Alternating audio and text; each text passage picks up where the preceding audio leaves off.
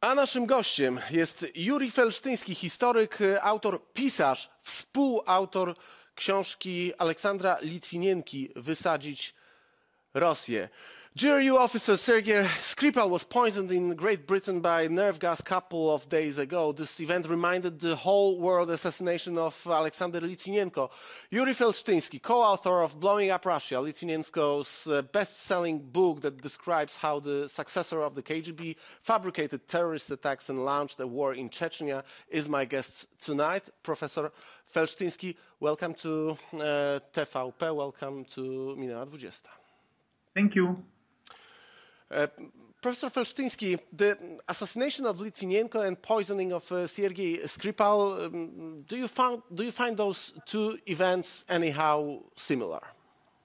Well, they are similar because in both cases, I believe Russia was behind. In both cases, poisoning was used, and in both cases, people who worked for the Russian special services. Litvinenko was working for the FSB, and SKRIPAL was working for GRU, for military intelligence.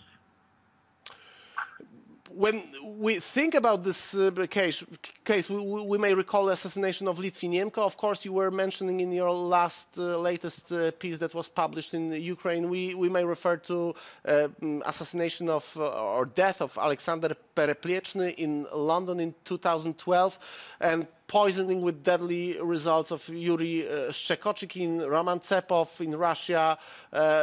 Why do you find poison the favorite means of elimination for Russian secret services? Well, poison is very convenient weapon, because if you kill a person by gun, number one, everybody knows that he's killed.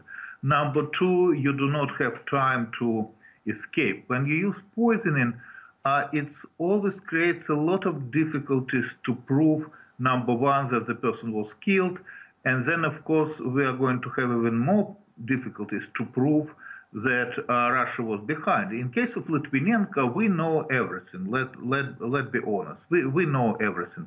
We know how he was poisoned, who poisoned him, how poison was delivered to London, etc., etc., etc. Nevertheless, Russia does not accept responsibility, even for Litvinenko case. So we do not have to expect that Russia will agree with the conclusions made by Britain, for example. This is not going to happen. Russia will deny any involvement, as they deny involvement in Litvinenko case, even now. But listen, in Litvinenko case, Russia presented enough proofs for us, because they promoted Lugavoy after the murder of Litvinenko. They made him member of the Russian parliament. They made him a rich businessman. Putin gave him a medal. I mean, why would you do it if he is not involved in the murder? So we have not just scientific proof coming from Britain, we also have this, public relation proofs which are coming from Russia. In case of Perepelichny, for example, this case is very interesting, because he was poisoned, but in the beginning, Britain did not investigate the case, and no one actually knew that he was poisoned. It took some time and some energy of Bill Browder to force Britain to investigate. And then, of course, the conclusion was that he was poisoned. So poison is very convenient. Sorry for the noise. No problem at all. Poison is very convenient because there is no obvious proof. And that is going to continue with SKRIPAL. Now, SKRIPAL, of course, was poisoned with military-grade polonium, military-grade nerve gas, which, as we will see, I guess, came from Russia. But this is not the only connection to Russia. Unfortunately, the whole family was hunted down. His brother died in Russia under questionable circumstances. His son died in Russia in 2017. His wife died in 2012, and now his his daughter was poisoned together with him. So, are you sure? Are you sure, Yuri, Mr. Felshtinsky? Are you sure that those deaths were related anyhow to Russian secret services? I mean, the people with connected with the person we are talking about. How can you be sure that those deaths could be related to Russian secret services? Well, I guess there is a difference between being sure and being able to prove. Am I sure? Yes, I'm sure. Will I be able to prove this? Probably not. But statistically speaking, this is a very strange chain of deaths. And then, of course, his wife died of cancer in 2012, and this might be investigated. There are many deaths in London which are questionable, which happened around the same period. Yeah, you are mentioning it also in your article, because the list of those who died in London is also, as you write, impressive, and it includes the British citizens. We should not forget about Mr. Patashvili that you are talking about, 2008, and Mr. Berezovsky, a friend of and the partner of Alexander Litvinenko, and a person who was responsible for raising Vladimir Putin and bringing him to power, who was found dead at home of his ex-wife. In all of those cases, or part of those cases, do we know that Russians were responsible? Well, no, we do not, but we also did not have those cases investigated. But once again, we had the same difficulty with Pripyatny, when in the beginning the case was not investigated, and this was considered to be strange or questionable death. And then after investigation, it became clear that Pripyatny was poisoned. The same started with Litvinenko. In the beginning, we didn't know what poisoning was used, because this poisoning was very difficult to establish. This probably was the same poisoning which was used successfully inside Russia with or against Shikashikhin or against Tsepov, and that's why it was used in London. But you see, we have that's why they are using poisoning, because it's very, very difficult to prove. But listen, this is not the first.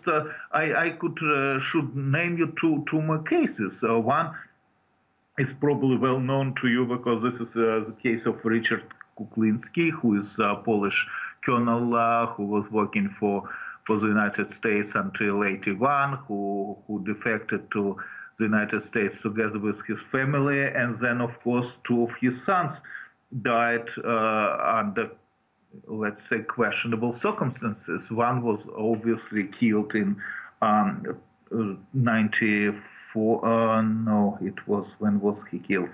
One was killed in the United States. One was killed in the United States, right, in '94, and the first one drowned in '93, and was never found. So we do have cases when those things are happening. They're suspicious every time. They should be investigated, and very often they're not.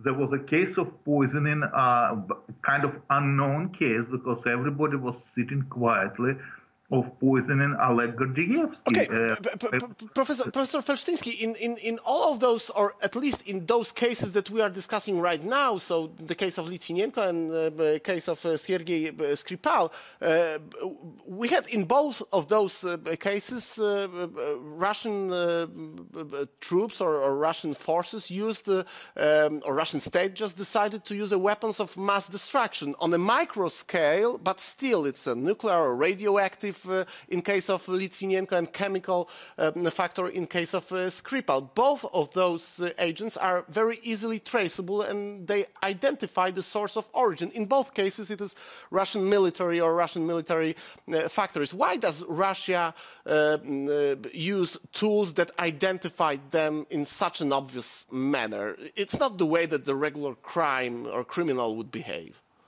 Well, this is not actually as obvious as it looks to be, sorry to say. When Litvinenko was poisoned, no one knew what was used as a poisoning. This was the first time when Britain actually had anything to do with polonium. Yes, but when Great Britain realized that it was polonium, it was obvious that Russia had to use it because only Russia produces this kind of poison. Correct, but it was used before it was never established. You see, that's why they probably will never use polonium-210 again. Look, until 21st of November, no one even know what happened to Litvinenko. He just was dying, and that's how this, supposed to be. It took Britain a lot of energy and efforts to establish it. In the whole Britain, there was the only lab in the northern country where they had nuclear power station, where they were able to establish that this was polonium-210. No one of us in the whole world did not know that this poisoning named polonium-210 exists. So you use new poisoning every time. That's what you do. But the Litvinenko probably was poisoned, not probably, definitely was poisoned by the FSB, but Skripal, who was colonel of GRU, military intelligence, was probably poisoned not by the FSB, but by GRU. We've heard a strong condemnation on this act from Theresa May in the Parliament of Great Britain, and quite opposite words of doubt on Russian involvement in this case by Jeremy Corbyn, who himself was registered, as we found out not so long time ago, as a Soviet Secret Service collaborator, codename coupe. What's your comment on those two positions of two major British political leaders on this issue? Well, Britain is in a very difficult situation because, of course, you have to react. If something like this happens in London, you have to react. This was basically never done in 2006. This was never done after Perepelishny case. This was never done when Oleg Gordievsky was poisoned in November of 2007. There was an attempt to kill him, and MI6 indeed forced him not to release this information publicly. And now they understand that, it's enough. It's becoming serious because this is the second time people around a victim are poisoned as well. So this happened in case of Litvinenko, this happened in case of Skripal. So you have to react. But in reality, there is nothing what you can do because, again, it's not that you caught somebody with GRU ID or FSB ID in the pockets. And you have to react politically. It's difficult. It has to be done. This is probably going to be done. But at the same time, you will have a lot of people who are connected to Russia, who are lobbying for Russia's interest, or some particular business people from Russia. Yeah, but it's an opposition leader. Jeremy Corbyn is one of the major political figures in Great Britain. Well, you see, we have similar problems in the United States. We have situation when Democrats and Republicans, for political reasons, are not supporting all this set of facts. Unfortunately, this is the world where we live, and this, by the way, creates for Russia a very comfortable environment when Russia understands that no one has unity anymore. Okay, Professor, you are the co-author of another major book, which is titled in Polish, A Corporation of Assassins, which is FSB, the Russian Secret Services. We have unsolved case of Smolensk crash. Based on your knowledge, based on your on the facts that you know about the policy of killings of the opponents, what do you think Poland as a country should do to investigate and to make sure what happened and what was the role of the Russian Federation and people like Nikolai Patrushev and other you are describing in your books and Vladimir Putin in this case? Well, if the question whether Poland should investigate, of course, no doubts. If the question whether Russia is capable of shutting down a plane, well, we have several examples, unfortunately, when we know that this was done by Russia. This was done by the Soviet Union with Karin airliner, which was shut down. This was done by Russia over Ukraine with Malaysian airlines. So we do know that they shut planes down if they feel necessity or need to do so. Whether this happened to the plane of Polish president, we have to investigate. Now, this is extremely difficult because this happened in Russia. You probably will not get too much collaboration. And then even if we come to conclusion that yes, this was done by Russia, number one, Russia will never accept responsibility, and as this was done in case of Malaysian airliner, for example, and Poland will have a lot of difficulties to figure out how to react, because technically speaking, this is an act of war. And that's what's happening. Every time Russia is doing something, this is an act of war. And in the contemporary world, when everybody has a lot of weapons, and when Russia has nuclear weapons, it's very difficult to accept the fact that we are engaged in a war. Now, when Russia invaded Georgia, the world was not ready to claim that this is the war, and it was named like a small national conflict. When Russia invaded Ukraine, the world was not ready to claim that this is a war, and we actually should react to this as if the war is happening. That's where the problem is. We have a government in Russia headed by Putin, who is from the FSB. We have the FSB, which has control over the country. We have no public, controlling the government in Russia, and basically they may do whatever they want. Now, they are walking through this very thin line, trying not to cross it over, which calls the declaration of war. But that's the stage where we are, because when they're involved in U.S. election, this is declaration of war.